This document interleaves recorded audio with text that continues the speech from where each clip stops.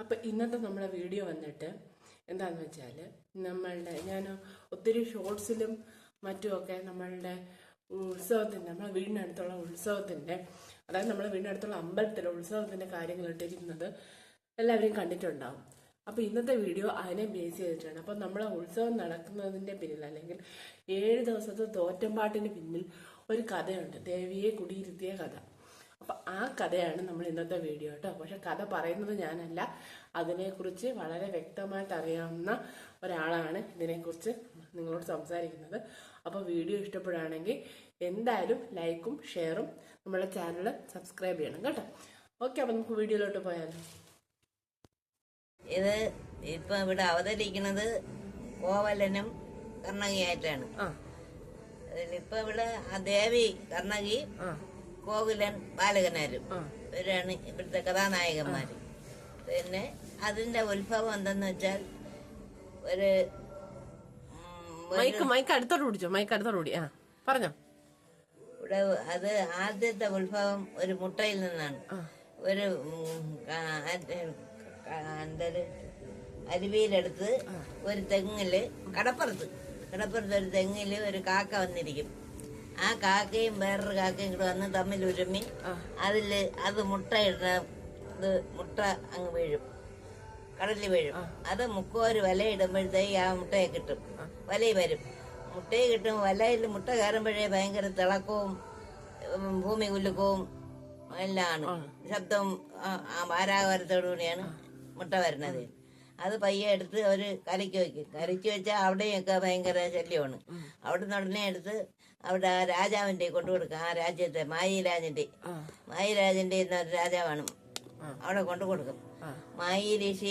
മായിരീശിയാണ് തന്നെ എന്താ കൊണ്ടു കൊടുക്കും. അവിടെ നിന്ന് അവരവിടെ ഇരിക്കുമ്പോഴത്തേ അവർക്കും അതൊരു ശല്യമായിട്ട് വരും. അങ്ങനെ ആ മുട്ട പൊട്ടി അതിൽ നിന്ന് ഉത്ഭവിക്കുന്നതാണ് ദേവി, നമ്മളെ വെള്ളിവിളാത്തമ്മ അല്ലേ. അപ്പൊ ഈ അമ്പലം തുടങ്ങിയ വർഷമൊക്കെ വേമയ്ക്ക് ഓർമ്മയില്ല. ഈ 7 ദിവസം പാട്ട് പാടുന്ന കഥയെ പറ്റി വേമയ്ക്ക് എന്തോ പറയാനുള്ളത്? അത് ഈ ദേവിയുടെ കഥയാണ്, ദേവിയിലെയും കോവലിന്റെയും കഥയാണ്. അത് ശരി. അപ്പൊ അതൊന്ന് ചുരുക്കി പറയാൻ പറ്റുമോ? അതാണ് ഞാൻ പറയുന്നത്.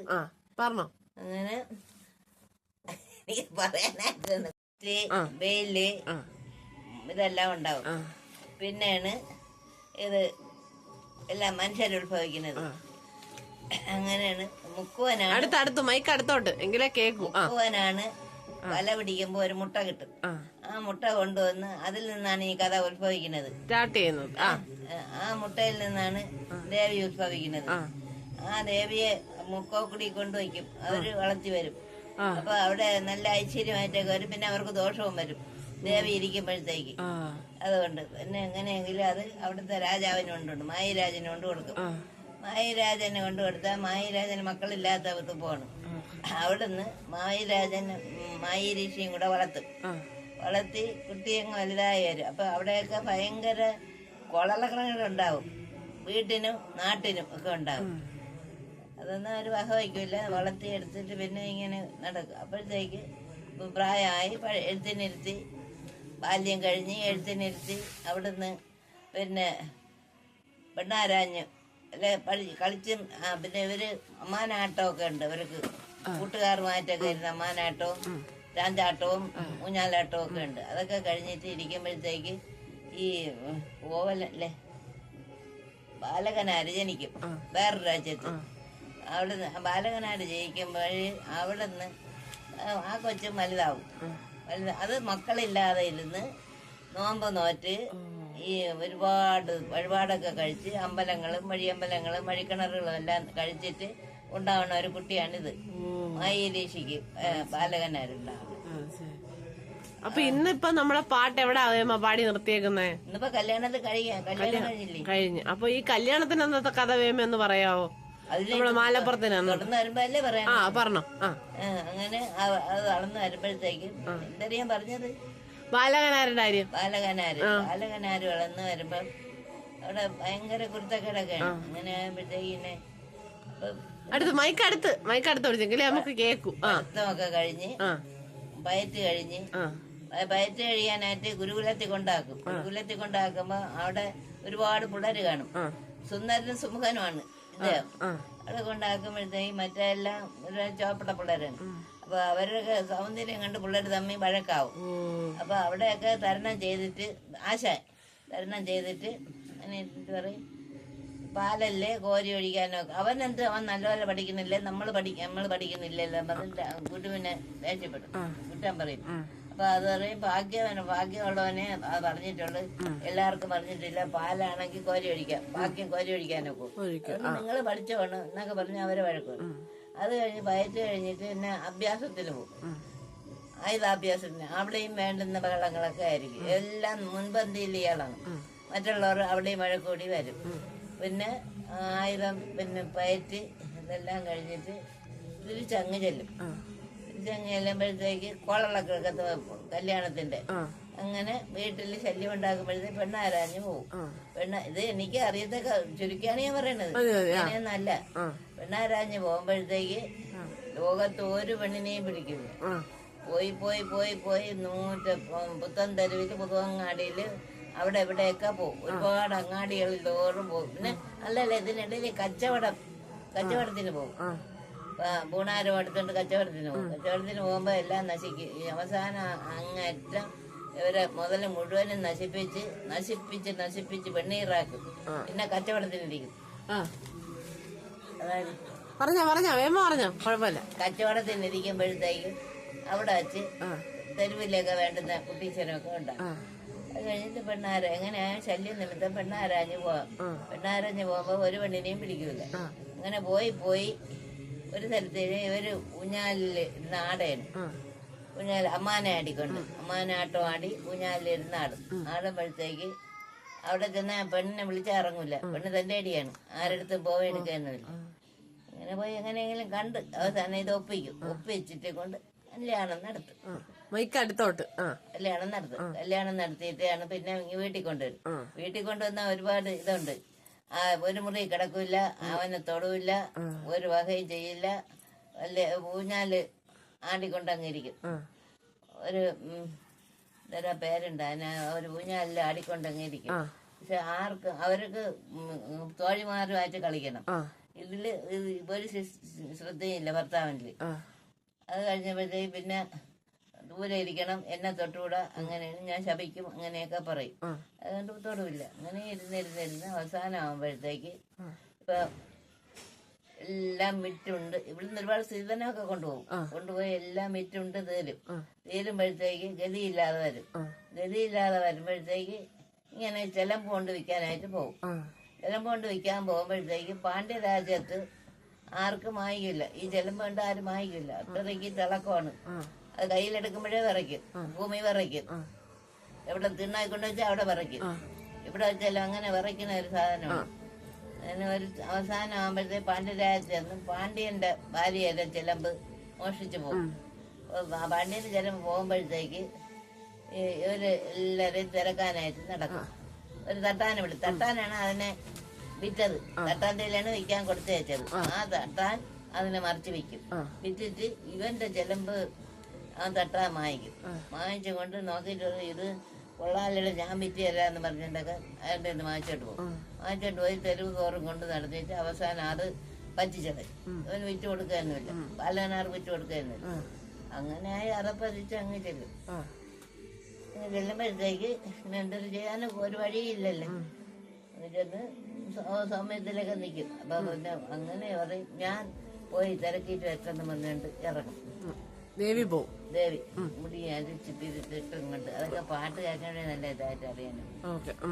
അങ്ങനെ പോയി എല്ലാം നാട് മുടിക്കും. അങ്ങോട്ട് തലയും പിരിച്ചിട്ട് ഭ്രാന്തിയിലെ മട്ടിലാണ് പോണത്. ഓടിച്ചാടി പോകുമ്പോഴത്തേക്ക് പിള്ളേരെല്ലാം കളിയാക്കും. പിള്ളേര് പറമ്പിലൊക്കെ നിന്ന് കളിച്ചോണ്ടേക്കും. അങ്ങനെ പിള്ളേര് കളിയാക്കുമ്പോഴത്തേക്ക് പിള്ളേരെ മണ്ണ് വാരിയേറി, അല്ല പിള്ളേര് ഇവരെ മണ്ണ് വാരിയേറി അവിടെ നിന്ന് ശപിക്കും.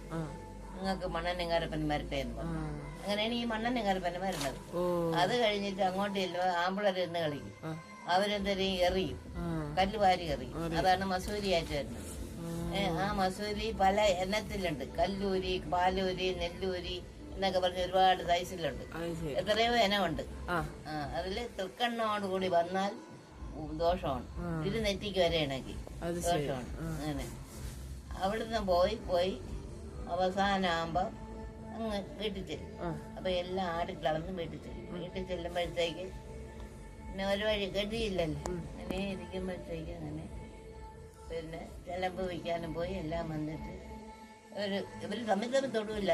ഒരു ഊഞ്ഞാലിലിരുന്നാൽ 2 ഊഞ്ഞാലിലെ ആടും, ഒരു ഊഞ്ഞാലിലെ ആടുമില്ല, 2 ഊഞ്ഞാലിലെ ആടും. പിന്നെ ഇന്നിപ്പോ എന്തായാലും ഇന്നിപ്പോ അവസാനം ആയല്ലേ, നാളെ കൂടെ അല്ലേ ഉള്ളൂ. അങ്ങനെ നശിക്കും. നശിച്ചിട്ട് പിന്നെ അവസാനം ഗതിയില്ലാതെ വരുമ്പോ ബാലകനാരെ കൊടുത്തേക്കും. ചിലമ്പ് കൊടുത്തേച്ചിട്ട് പറയും ഇത് വിറ്റുകൊണ്ട് വന്നാലേ രക്ഷയുള്ളെന്ന് പറയും. അത് വിൽക്കാൻ പോകുമ്പോഴത്തേക്ക് ഈ പട്ടാണിയിലാണ് തലയിലൊക്കെ കെട്ടിക്കൊണ്ടാണ് അയാൾ പോണത്. അപ്പൊ ഒരുമാതിരി വേഷം കാണുമ്പോഴേ കള്ളനെന്നറിയും. അങ്ങനെ എല്ലാരും കൂടെ അടിച്ചും പിടിച്ചും ഓരോ സ്ഥലത്ത് കൊണ്ടുപോയി ഇത് എന്റെ ചിലപ്പാണല്ല അതിങ്ങനെ എന്ന് പറഞ്ഞ് അടി ഉണ്ടാക്കി എങ്ങനെയെങ്കിലും അവിടെ നിന്നൊക്കെ തപ്പി പിടിച്ച് അടിച്ചിട്ട് അവസാനം ഒരു പാണ്ഡ്യൻ നാട്ടിൽ ചെല്ലും. പാണ്ഡ്യൻ നാട്ടിൽ ചെല്ലുമ്പോഴത്തേക്ക് പാണ്ഡ്യന്റെ പെരുന്തേവിയുടെ ചിലമ്പ് അവിടുത്തെ തട്ടാമോട്ടിക്കും. അപ്പൊ ഈ ചെലമ്പ് കാണുമ്പോ അപ്പൊ ഈ ചിലമ്പ് കൊണ്ട് തട്ടാൻ പറയും, ഞാൻ കൊണ്ടുപോയി വിറ്റ് തരാന്ന് പറഞ്ഞിട്ട് അവരൊന്ന് മായിക്കും.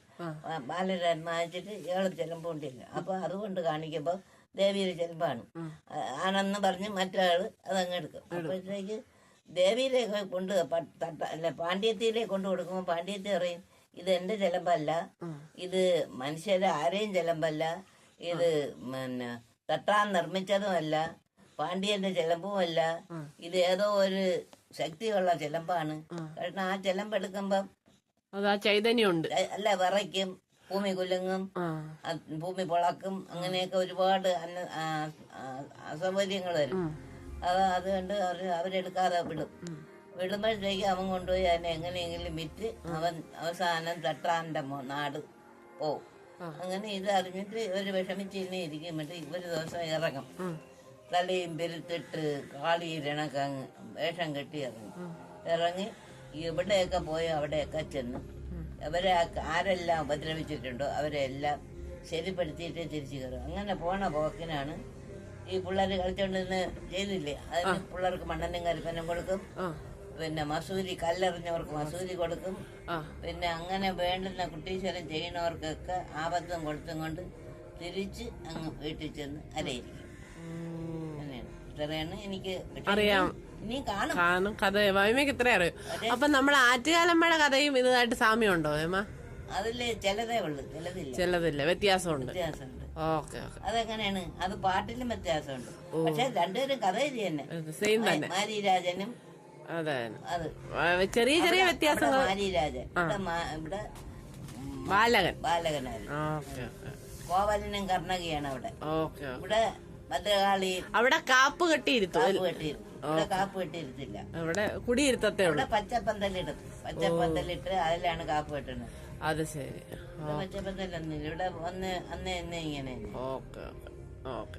അപ്പൊ ഇത്രേ ഉള്ളൂ. പിന്നെ ഉണ്ട്, ഓർമ്മിച്ചെടുക്കണം. വീഡിയോ ഇഷ്ടപ്പെട്ടാൽ എല്ലാവരും ലൈക്കും ഷെയർ സബ്സ്ക്രൈബും ചെയ്യണേ. അപ്പോൾ എഗെയിൻ പുതിയ വീഡിയോ ആയിട്ട് കാണുന്നവരെല്ലാവർക്കും ബൈ.